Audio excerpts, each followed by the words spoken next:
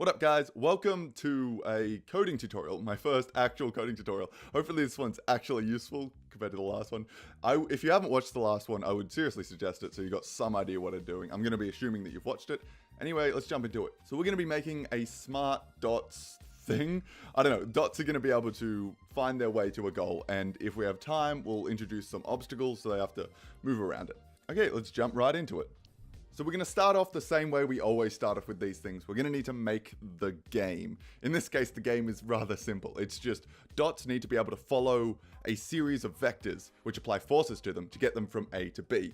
So let's start with building the dots class. Our dots will be simple objects. This means they need a position, they need a velocity, and they need an acceleration. These are going to be P vectors, which in processing is just what they call vectors. So simple stuff. We'll initiate them in the middle of the screen and they'll have 0 velocity and 0 acceleration.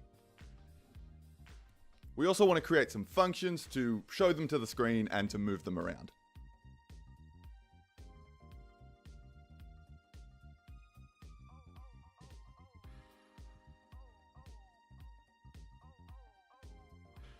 In order to simulate forces applied to the dot, we're going to need to be able to set the acceleration.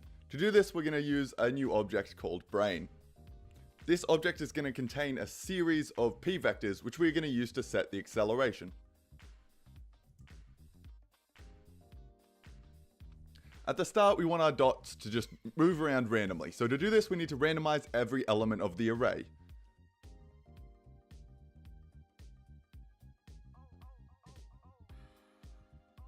And let's add our brain to the dot and initialize it to have 400 vectors. Now we just want to set the acceleration of the dot to the next element in the directions array.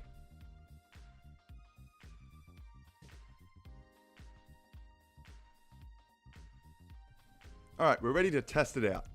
Processing's draw function is called every frame, and every frame we want to move it and then we want to show it. Now the problem with this is the dot just keeps on accelerating. So to prevent this, we need to limit the maximum velocity of the dot. And to do this, just call a simple function. Something else we want it to do is to die whenever it hits the boundaries of the window. So to do this, we're going to create a new function called update. And from within update, we're going to call move. And then we're going to test if it's outside the window. And if it is, we want to kill the dot.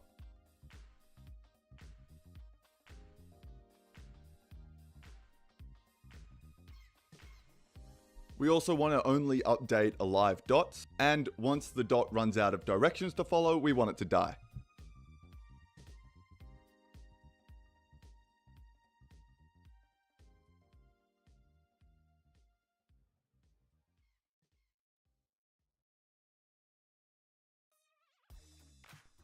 Okay, so now that we're happy with how the dot's moving around, we want to create a bunch of dots. We want to create a population. So let's just make a class for that.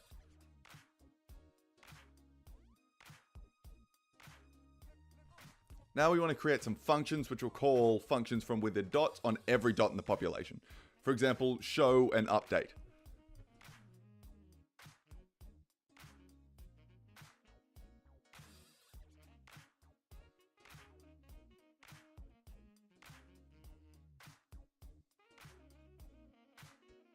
Okay, too easy. Now let's test out the population. That's not supposed to happen. They're supposed to die on the edges. Okay, simple error. I was calling move instead of update. Easy fix. Now we should create a goal that the actual dots are trying to get to. I should probably create a class for this, but I'm lazy, so I'll just have a vector pointing to the goal.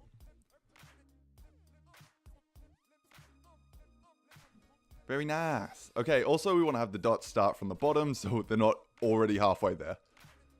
So we need a way to figure out which dots did amazingly and which did terribly. So to do this, we need to create a fitness function.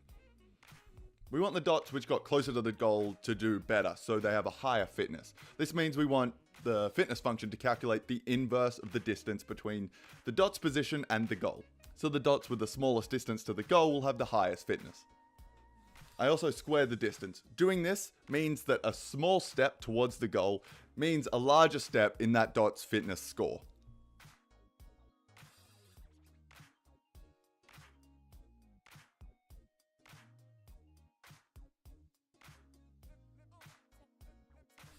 We also need a way to test whether all the dots are dead, so we know when to stop updating and moving them. Once all the dots are dead, we can then create the next generation.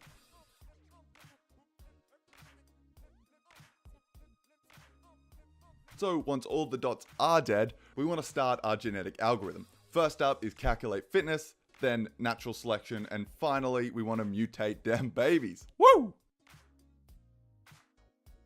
Before we make the natural selection function, we want to stop the dots when they reach the goal. Otherwise they can just go straight through it and then go die somewhere else. This is just a simple check-in update.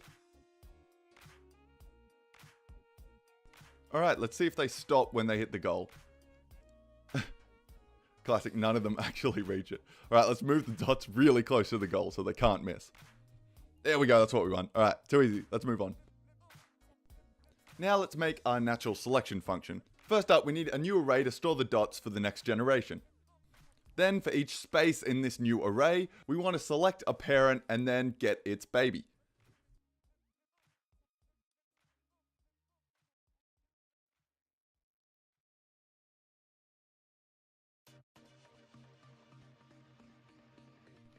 To get the parent based on fitness, we need to create two functions. First of all, we'll get the sum of the fitnesses. This one's pretty simple. The other one will actually select the parent. I'll leave the explaining of this to Evan.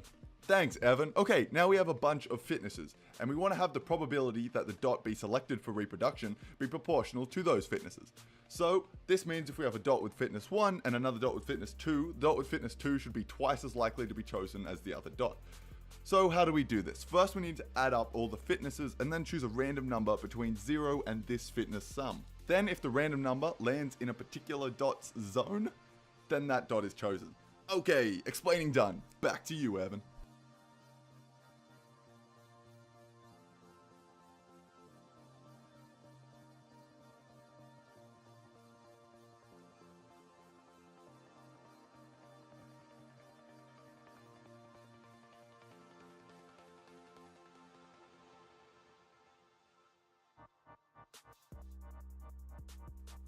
Now that we have the parent we want, we need a way to get a baby from them.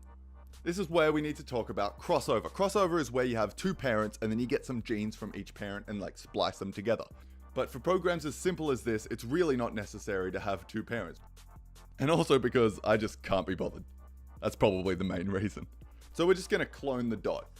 This means the child's brain is exactly the same as the parent's brain.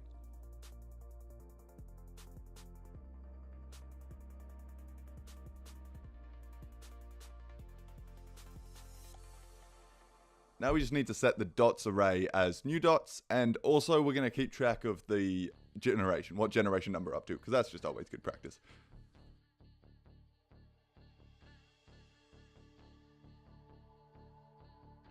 Now it's the time you've all been waiting for. Let's mutate them babies. So what we're going to do is we're going to go directly to the brain and just mutate their brain. Inside the brain's mutate function, we need to set the mutation rate. This is the chance of a specific direction being overwritten by a new one. For example, we're doing 0.01, which is 1%. So 1% of the directions will be mutated. They'll be completely overwritten. It'd probably be wise to just like tweak them slightly, but we're just going to completely override them.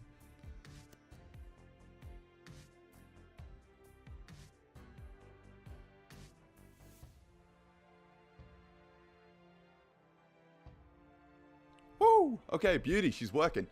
So one more thing that we need to do is when dots reach the goal, we want their fitness to be based on the amount of steps they took. Specifically, if you take less steps, we want a higher fitness. This will encourage the dots to get to their destination in the shortest number of steps possible. So let's rewrite the fitness function.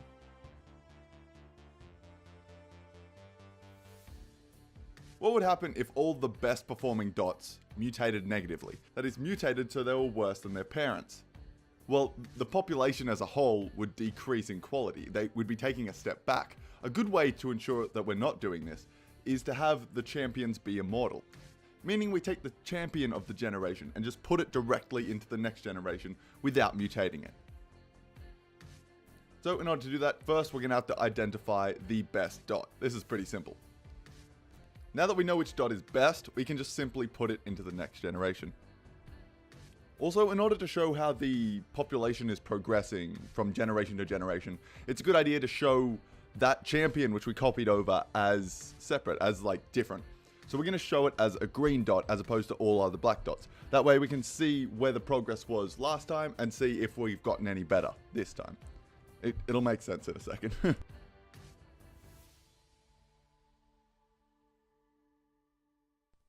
So I'm just fixing some stupid errors. First of all, I was overriding the copied in dot almost instantly. Like in the for loop, it starts at 0, which means it's going to overwrite new dot 0. So we need to start that for loop at 1. Also, I was still mutating it, which was dumb. So we need to start the mutation at 1 as well. So, okay, simple stuff. You'll see what I'm doing. And voila, it works. Well, not actually. Something I noticed when I was running this is the green dot, which is the best dot, wasn't actually any of those which reached the goal. It was actually the ones which got closest to the goal without touching it. This means our fitness function is, well, it's wrong. We need to ensure that all dots which reach the goal have a better fitness than those which don't. So we need to rewrite our fitness function. Again. Okay, I think this is the last thing to add before we're done. What we want to do is when a dot reaches the goal, we want to save the amount of steps it took and not allow anything else to take more than that amount of steps, because by definition it would be worse.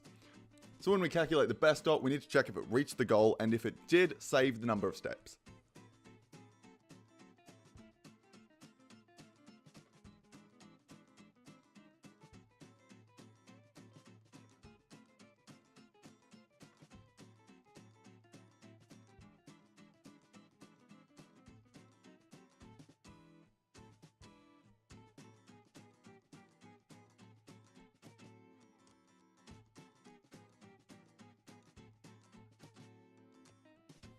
Woohoo! Congratulations for anyone who is actually following on at home, which I kind of doubt. You've made your first machine learning thing, genetic algorithm thing, whatever you want to call it. As you can see, it's pretty quickly optimizing the path, which is, I mean, it's a pretty easy path. You just got to go straight up. So let's make it a bit more difficult and a bit more interesting. Let's put some obstacles in their way so they actually have to navigate around them.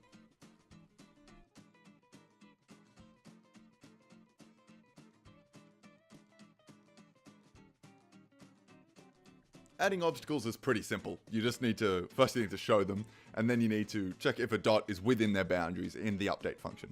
Pretty simple stuff. If you were actually doing this properly, you'd probably make a class called obstacles or something, and you could add it and test in there. But we're doing this the quickest, most lazy way possible. So just in update, just test whether it's inside the boundaries. And if it is, then kill it.